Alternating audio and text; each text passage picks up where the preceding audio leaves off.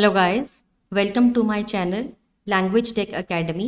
तो आज के लेक्चर में हम कवर अप करेंगे आइल्स राइटिंग टास्क 2 में हम अपनी इफेक्टिव इंट्रोडक्शन कैसे लिख सकते हैं। तो लेट्स गेट स्टार्टेड। सबसे पहले हम राइटिंग टास्क 2 में क्या लिखते हैं, इंट्रोडक्शन। मैंने आपको पिछले लेक्चर में समझाया था, हुक लाइंस बताई थी और थीसिस स्टेटमेंट बताई थी। आज हम पूरा ओवरऑल कवर अप करेंगे इंट्रोडक्शन। अब सबसे पहले हमारे पास जब राइटिंग टास्क में कोई क्वेश्चन आता है तो हमें क्या लिखना होता है, क्वेश्चन से रिलेटेड लिखनी होती है, हुक लाइन लिखनी होती है। दैट मीन्स आपका opening sentence which is relevant to the question. And second line हमने क्या लिखनी होती है, पैराफ्रेज करना होता है और रीफ्रेज करना होता है गिवन स्टेटमेंट को जो हमसे एग्जामिनर ने पूछी होती है। एंड देन हमारा थर्ड सेंटेंस कौन सा होता है इंट्रोडक्शन में, thesis and outline statement. Outline statement भी मैंने आपको हर टास्क की बताई है। डिस्कस बोथ व्यूज के लिए आप क्या लिखोगे, अग्री डिसएग्री के लिए क्या लिखोगे, तो उन चीज़ों को कवर अप करने के लिए आप मेरी प्रीवियस स्लाइड्स को देख सकते हो। सो इंट्रोडक्शन को जब हम आपने 3 सेंटेंसेस में कन्वर्ट करना है तो उनके रूल्स क्या हैं। सबसे पहले आप स्टार्ट करोगे सिनोनिम्स के साथ। आप चेक करोगे कि किस वर्ड को आप सेम वर्ड के साथ रिप्लेस कर सकते हो।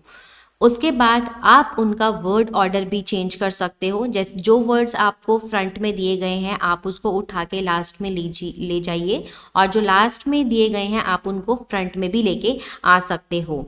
आप चेंज कर सकते हो, वर्ड की फॉर्म्स भी चेंज कर सकते हो। एक्टिव से पैसिव अगर आपको नॉलेज है तो बहुत अच्छी बात है, अदरवाइज हम आने वाले चैप्टर्स में कवर अप करेंगे एक्टिव वॉइस को कैसे पैसिव वॉइस में कन्वर्ट करना है।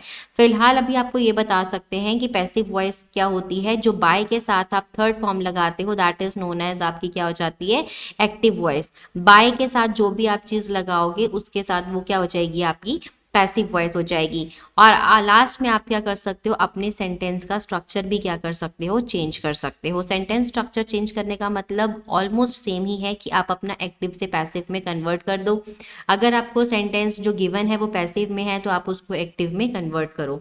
अब हम देखते हैं कुछ एक्सरसाइजेस करके कि कैसे हमने इंट्रोडक्शन को फ्रेज करना है।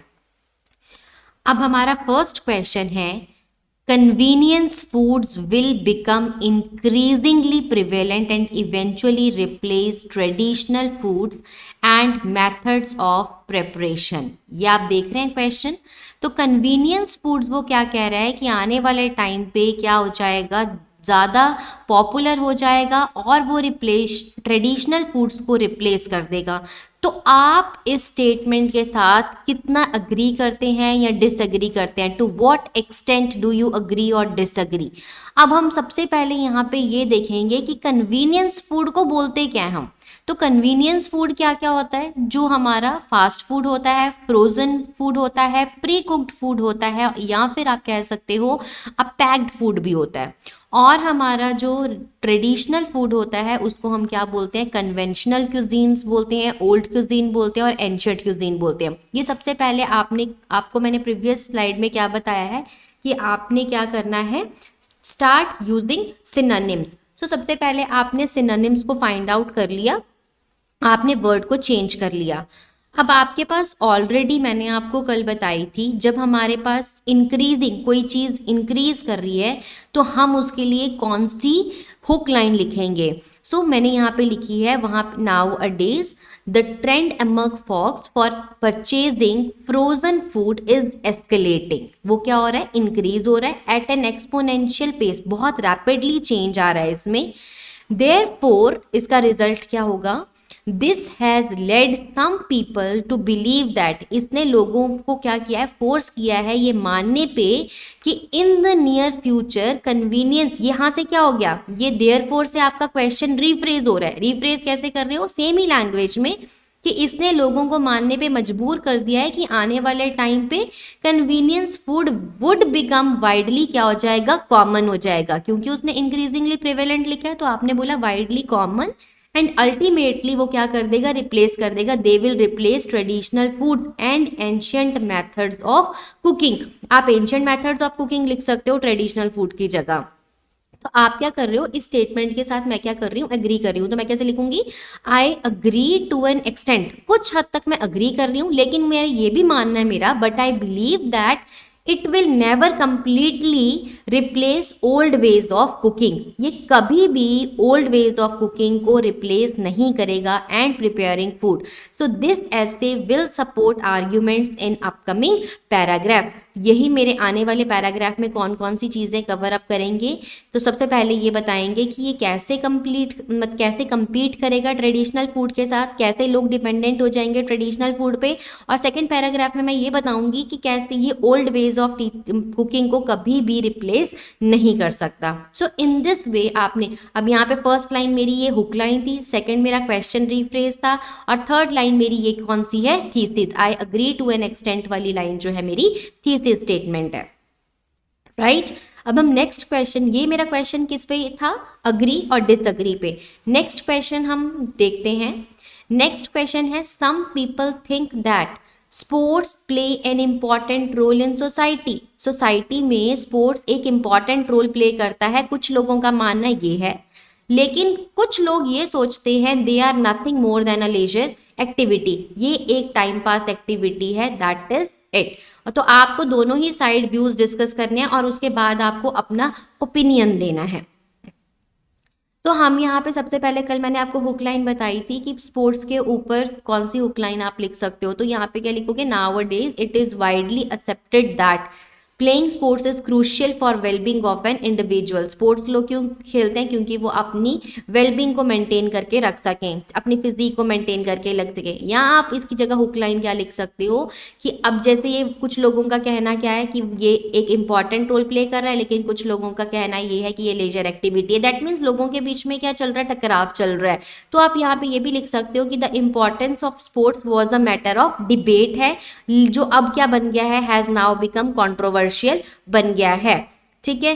और उसके बाद आप ये भी बिसाइड्स, लेकिन इसको छोड़ के, there has been a debate that whether sports are simply a hobby humans enjoy in their free time और they are a crucial part in the community. ये तीनों आपकी हुक लाइंस हैं, आपको जो इजी लगता है you can rephrase according to your own choice. लेकिन आपका ओपिनियन क्या है, हाउ एवर मैं उन लोगों के साथ जाना चाह रही हूँ, आई स्टैंड बाय पीपल। आप क्लियरली अपना ओपिनियन मेंशन कर रहे हो, कैसे मेंशन कर रहे हो, however I stand by people who consider sports as a significant component in their life. आपने यहाँ पे अपना, उसने बोला है गिव योर ओपिनियन, आपने क्लियरली मेंशन कर दिया कि मैं उन लोगों के साथ जाना चाहूँगी जो लोग क्या कह रहे हैं, sports play an important role in the society. So last में आउटलाइन सेंटेंस क्या आएगा, hence a thorough discussion is needed before framing a logical conclusion. चलिए, तो मैं आपको यहाँ पे ऐसे ही बता देती हूँ, before framing a logical discussion की जगह यहाँ पे क्या आएगा, यहाँ पे कंक्लूजन आएगा। So please, it's my mistake कि मैंने यहाँ पे डिस्कशन लिख दिया है, आप लोग यहाँ पे इसको करेक्ट कर लीजिएगा, इट्स कंक्लूजन। अब हम नेक्स्ट क्वेश्चन पे चलते हैं, दैट इज हमारा, अब दो क्वेश्चंस हमने कवर अप कर लिए हैं, to what extent do you agree और डिसअग्री। सेकंड क्वेश्चन टाइप भी हमने कवर अप कर लिया है, that is for discuss both views. अब हम नेक्स्ट टाइप देखेंगे, do you think it is a positive और अ नेगेटिव डेवलपमेंट। तो इसके लिए हमारा क्वेश्चन क्या है, in their advertising businesses nowadays usually emphasis that their products are new in some way. अब यूजुअली हम क्या देख रहे हैं कि लोग, बिजनेसेस जो हैं वो अपनी एडवर्टाइजिंग में किस चीज़ पे एम्फेसिस डालते हैं, वो अपने प्रोडक्ट्स में एम्फेसिस डालते हैं कुछ नया तरीके से। लेकिन व्हाई इज़ दिस, क्यों है ये, क्या आप सोचते हो कि ये पॉजिटिव डेवलपमेंट है या फिर क्या है ये नेगेटिव डेवलपमेंट है। तो हम यहाँ पे, मैंने आपको हुक लाइन ऑलरेडी रेडीमेड दी है, तो आपको without wasting your time place the hook line here in this contemporary era. Markets are flooded with products striving to grab the attention of consumers. इसके बाद यहाँ पे आपने क्वेश्चन को रिफ्रेश कर देना है। क्वेश्चन यहाँ पे क्या है, इट हैज़ बीन ऑब्जर्व्ड, ये देखा जा रहा है कि दैट मैनी कंपनीज जो हैं वो फोकस कर रही हैं। अब यहाँ पे उसने एम्फेसिस लिखा है, तो एम्फेसिस को हम किस वर्ड से रिप्लेस करेंगे, फोकस से। और यहाँ पे उसने बिजनेसेस लिखा था, तो हमने यहाँ पे किस वर्ड से उसको रिप्लेस करा, कंपनी से। So many companies focus on the, किस पे डाल रही हैं, उसने प्रोडक्ट्स डाला है, novelty of what they produce, हमने डाला है कि क्या वो जो चीज़ें वो प्रोड्यूस कर रही हैं वो किस पे फोकस डाल रही है, ऑन द नोवेलिटी पे। तो हम ये कह रहे हैं कि इसकी पॉजिटिव साइड्स भी हैं और नेगेटिव एस्पेक्ट्स भी हैं। तो हमने क्या लिख दी thesis statement, it has both positive and negative aspects. So हम लास्ट लाइन आउटलाइन सेंटेंस क्या लिखेंगे, this essay intends to explain the reasons, ये रीजंस बताएंगे हमें, क्योंकि उसने पूछा है why is this, that can be attributed to the given statement. यहाँ पे एट्रीब्यूट्स नहीं आएगा क्योंकि पीछे बी की फॉर्म लगी है, ये भी मेरी मिस्टेक हो गई है, दैट कैन बी एट्रीब्यूटेड आएगा। यहाँ पे बी के साथ हमेशा third form of the verb आती है, तो that can be attributed to the given statement. Last question है मेरा आज की स्लाइड्स में, childhood obesity has become a serious problem in recent year. Recent years में जो ओबेसिटी है चाइल्डहुड में एक सीरियस प्रॉब्लम बन चुकी है। इसका रूट कॉज क्या है और क्या सॉल्यूशंस हमें लेने चाहिए इसको ओवरकम करने के लिए। तो अब हम यहाँ पे क्या लिखेंगे, हुक लाइन मैंने आपको रेडीमेड दी है, it is irrefutable that lifestyle has undergone drastic changes over a couple of decades in which, जिसमें से obesity क्या है, one of them है। अब यहाँ पे क्या है, without any doubt lifestyle हमारा क्या हो रहा है, drastic change हो रहा है।